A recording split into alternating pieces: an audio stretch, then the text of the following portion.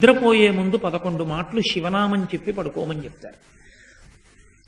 తెల్లవారి నిద్ర లేచేటప్పుడు మీరు పరమశివ భక్తులైనా సరే, మీ కులదేవత పార్వతీ పరమేశ్వరులైనా సరే, శివ అంటూ లేవడాన్ని శాస్త్రం అంగీకరించదు. శాస్త్రమే. శివుడు కేశవుడు రెండని నేను అంటలేదు, కానీ దేని స్థితి దాందే అంతే.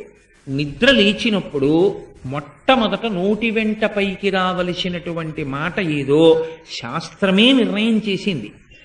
ఇంకా వేరొక మాట ఏదీ నోటి వెంట రాకూడదు. మొట్టమొదట తెలివి రాగానే రావలసిన మాట ఒక్కటే, అది 3 మార్లు పలికి లేవాలి మనసం మించింది. శ్రీహరి శ్రీహరి శ్రీహరి అన్నారు. 3 మాటలు శ్రీహరి అన్న నామం చెప్పి మాత్రమే లేవవలసి ఉంటుంది. అంటే జాగృత ప్రారంభమైంది. నిద్ర లేచాడంటే రక్షణ చెయ్యవలసినటువంటి వాడు శ్రీ మహావిష్ణువే.